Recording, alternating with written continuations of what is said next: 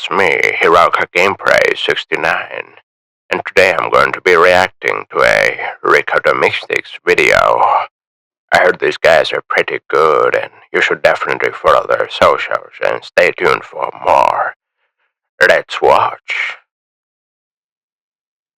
The figure of the perennially traveling lonesome thinker, typified by Friedrich Nietzsche in his writings and personal life, is a fascinating specimen of mankind. The wanderer's romantic nature is forever enchanted by the shifting landscapes of the mountainous terrain he hikes through, of the beautiful sylvan trails and the charming voices of the birds that sing to him every day, of his mind's innermost thoughts and fantasies that torture his waking hours whenever he isn't deeply entranced or possessed by his muses. This lonesome figure that stands apart from the rest of humanity has long been a motif in European history, and we can say that we have many examples of thinkers and wanderers that make an appearance throughout the ages in numerous places. Pythagoras, the ancient Greek sage and mathematician, among other things, was also a traveling pilgrim of sorts, journeying and wandering in service of his insatiable appetite for new discoveries and recondite knowledge, in an age where long-distance travel was a lot more perilous than we could possibly imagine. The same could be said for other important historical figures in the history of thought, such as Aristotle and Plato, the Cynic philosophers, which include the infamous homeless shitposter Diogenes, or the ancient Roman philosopher Gaius Musonius Rufus, the last of whom lived in political exile for a portion of his life. The wanderer archetype is also a very European motif for the very reason that European culture stands apart from every other culture as the culture of the thinking man, the philosopher, the individual as opposed to the tribe or the herd, the master as opposed to the slave, to put it in Nietzschean terms, the self-made thinker, the reveler in discoveries, and the inquiring scientist. Now, I'm not saying that these are qualities that you cannot find in other places and cultures, but usually they are the byproduct of European influence, and outside of European lands, they are almost always the exception and never the rule. Nevertheless, while Helleno-Roman culture and all its variants might be the most intellectually and physically liberating culture and allow for the formation of such an archetype in the collective psyche and in actuality, Germanic mythology and the German Romanticism movement definitely had a part to play in how we view this figure today. For the wanderer is none other than Odin, the old, stern, ambulating god of the Norse myths, who incidentally is also the patron god of runes, poetry, and wisdom, and who after much traveling through the 9 realms hangs himself from a branch of the world tree, Yggdrasil, for 9 days and 9 nights while impaled by his own spear, and offers one of his eyes to the Jotun, Mimir, so he can drink from his well, all in order to attain occult knowledge and erudition in all matters. Odin, in a sense, represents all mortals possessed by wanderlust, those who set out in search of Eldorados and lost Atlantises, replete with arcane secrets, those that wish to know more than they were taught, the Fausts and the Marco Polos in all of us. The life of such a wanderer, whether he is mentally climbing through the dangerously steep mountainscapes of thought, or physically wandering through hostile environments and marvelous lands, is marginal, hazardous, and extremely lonely. The wanderer lives on the fringe of society, sometimes coming in contact with it but always wary of its guiles and tricks. But in that long, winding road paved with loneliness, he takes comfort in his eternal mission and carries it like a flame to the snow-capped peak, where he hopes to achieve enlightenment.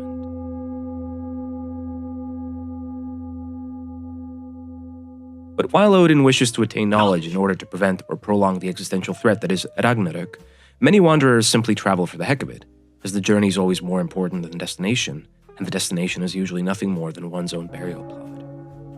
In the not-so-individualistic societies of the Far East, such as in the mythical land of Zipangu, the mendicant priest that bears his alms bowl from door to door, chanting his sutras while entirely dependent on the kindness of strangers, takes the place of the wanderer in the popular imagination.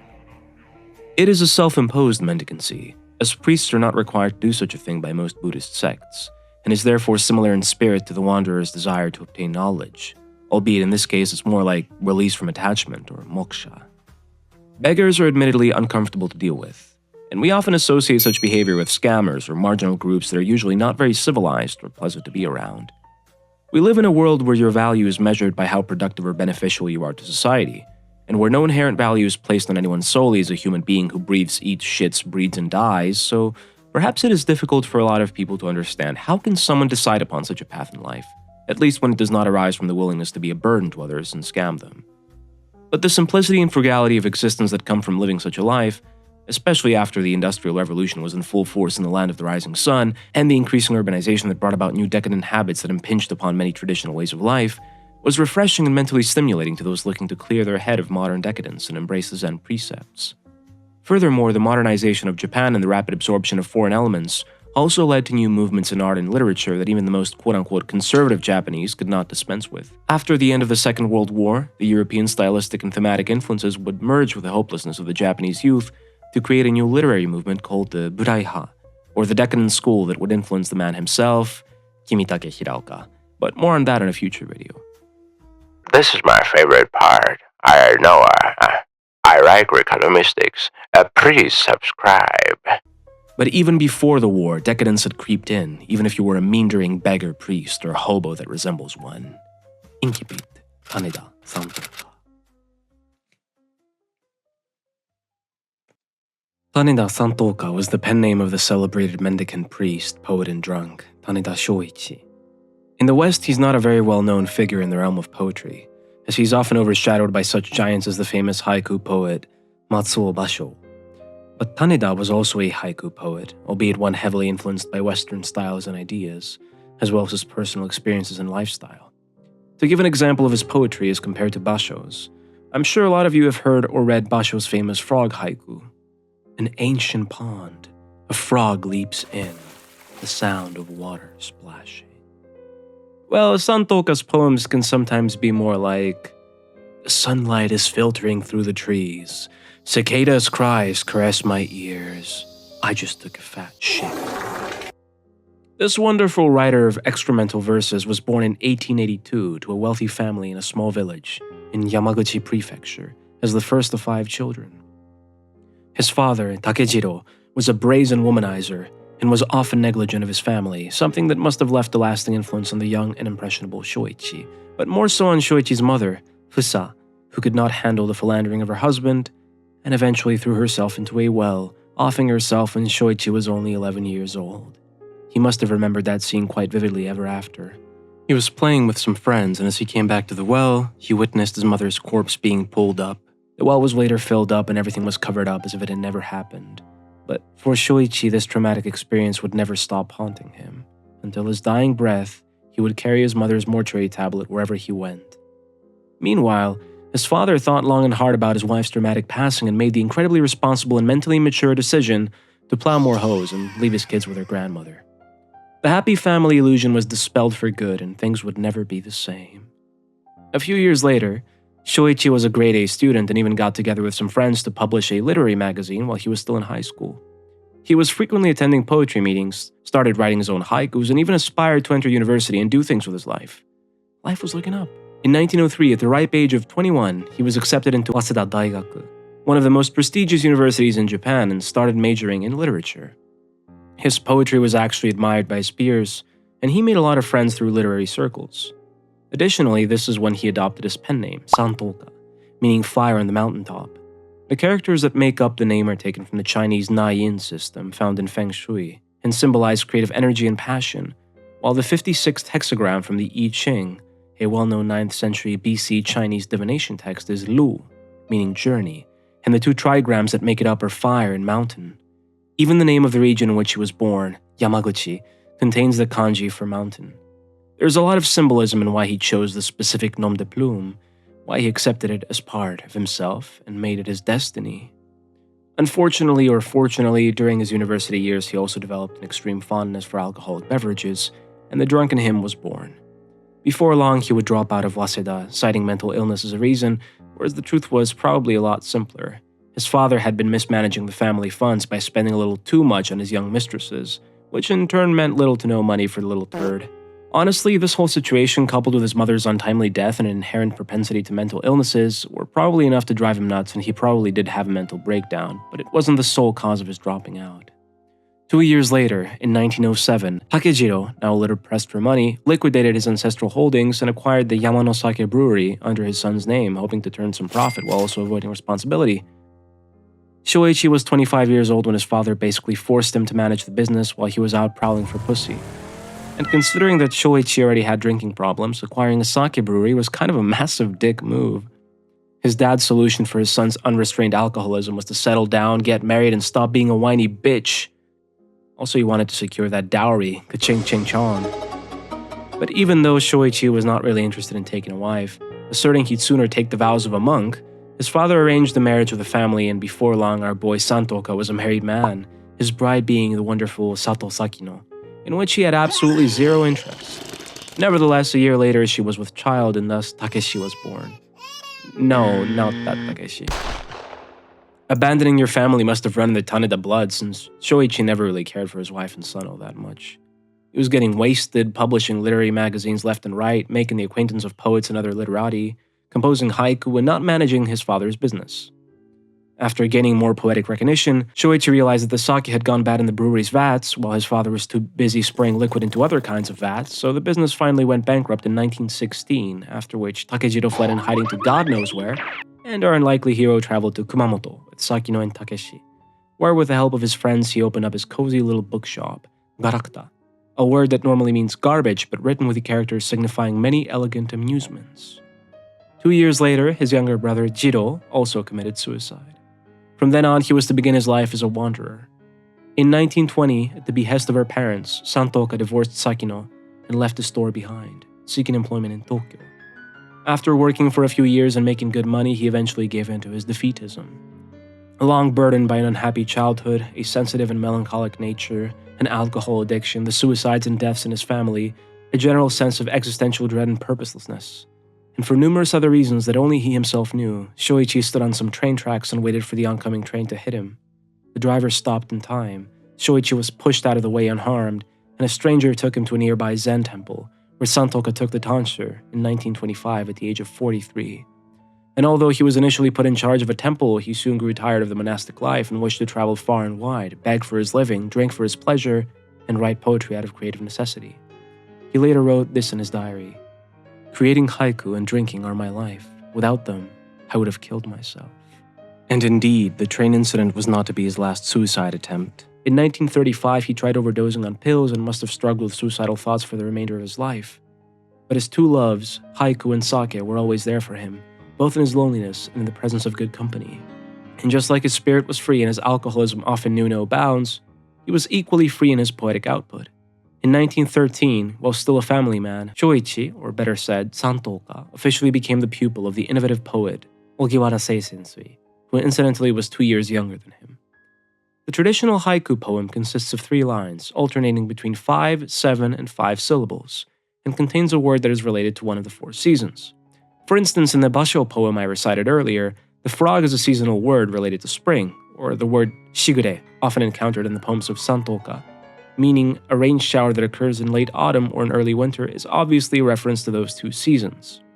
But Santoka belonged to a class of haiku poets that wrote in free verse, a tradition started by his teacher Ogiwara.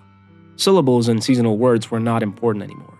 What was important was expression of sentiment, and Santoka had plenty to express. He could find beauty in the most mundane of things. Here are some poems he wrote whose contents are less fecal and more Buddhist or nature-oriented. I keep walking and the spider lilies keep growing. After all, we humans are merely spring snow. Oh, I like this poem. It reminds me of my book, Spring Snow. I wrote it before I killed myself. Paying reverence to the only thing that's left, the mortuary tablet. I'm drinking sake while the mountains are withering. While these poems might be simplistic in nature, they're honest expressions of thoughts and emotions of a lonely journeying man who suffered many privations. For 14 years, he traveled through Japan and wrote extensively. When he was at his most creative, he could compose up to 20 haikus in a day. Yet life is cruel and most artists cannot simply hope to win their bread by writing poetry. Nevertheless, Santoka was happy in begging, living on alms, and being supported by his friends, as well as his wife and son who still provided economical support to their undeserving estranged husband and father, even when he spent every last coin on sake. But even if you are making enough money to get by, life on the road can still get really lonely, and Santoka could not always bear it. He would sometimes share a meal with a hobo or search for a drinking partner. And when he was staying at his temporary lodgings or one of the provisional hermitages others kindly provided for him, he was always delighted at the visit of a familiar face. Sometimes he would even be chased away with water by a petulant grandma who was sick of his begging antics, but he would soon forget about it and go on his way with a smile. Santoka lived with gratefulness in his heart for all he received, for all the money his ex-wife sent him even though he felt he didn't deserve it, all the drinks he left unpaid and burdened his friends with. But behind all that gratefulness lay regret and self-loathing. Thus he was as harsh with himself as his life was austere. He chastised himself for his actions, for following his uncontrollable urges, for drinking immoderately, and even for having wet dreams. He often likened himself to a weed growing in a garden. No doubt he felt like a bad tooth, like the one he pried out when it caused him insufferable pain, leaving his mouth almost toothless, or like the mosquito he had to kill in a particularly humid summer night, only to feel infinite regret for it later. He felt like an inconvenience and he just wished to pass away peacefully, as if he had never even existed. But he tried his goddamn best to live until his appointed time came, in accord with his Zen precepts, in harmony with nature and wabi-sabi. Wabi-sabi is a uniquely Japanese aesthetic concept that centers around embracing the imperfection and impermanence inherent in nature and in one's own life, as well as living modestly and minimally. Thrift, simplicity, and efficiency in art and life are some of its defining characteristics. While its roots lie in Zen Buddhism, Santoka the monk took painstaking care to uphold its precepts in his 75 years of terrestrial existence. Thus Santoka continued his wanderings and his begging. In the summer of 32, he returned to his hometown and found that although time is merciless, a lot of the old buildings had remained unchanged, although not remained of his old family mansion, and the village was replete with fireflies who were being chased by little boys. A fragment of his boyhood days had been revived before his very eyes.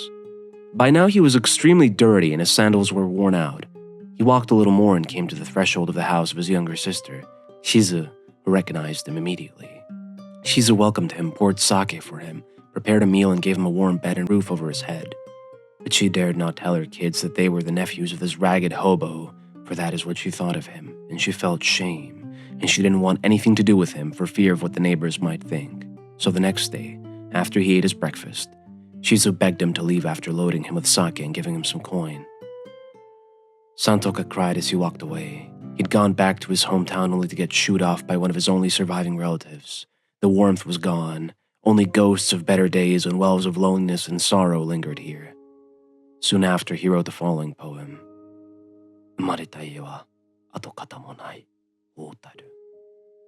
Throughout his wanderings, Santoka deigned to follow the same paths traveled by other itinerant poets and monks before him, such as the great Matsuo Basho. In doing this, he hoped to not only pay homage to these figures that greatly inspired and impressed him, but also to catch a fleeting glimpse of the places that inspired them so. In Japanese court poetry, utamakura, or poem pillows, are geographical words used in poetry, such as place names that are highly symbolic and evoke mental associations with other words or historical moments. But place names mean nothing if you have no connection to them. Santoka wanted to go to the same places where all these Japanese poets had stood before him and receive the same divine inspiration by looking and pondering on the same natural marvels that their eyes had seen. And he did.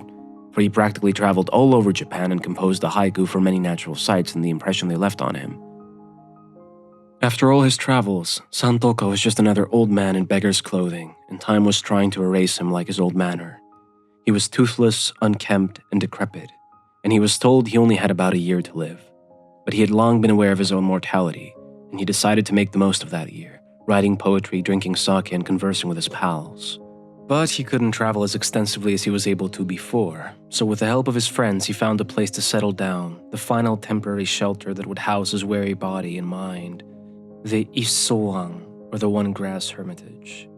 But before the sand had completely fallen on the hourglass, Santoka got to experience 3 more momentous events in his life that he would feel immense gratitude for.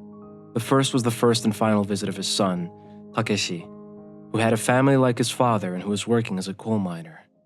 At the time they saw each other, Santoka was still in his itinerant period and was to go on a long journey from which he felt he would never return, while his son was going to work in Manchuria. He knew he wanted to see his son one last time, perhaps to make amends, or maybe he truly felt a father's love for his son, and no amount of Buddhist detachment could keep him from seeing him off. After he was gone, his son still sent Santoka some money, but one day, a strange mail came alongside the money. Takeshi's son had been born, and Santoka was now a grandfather. Santoka was so moved by this news, he felt he had to write a haiku.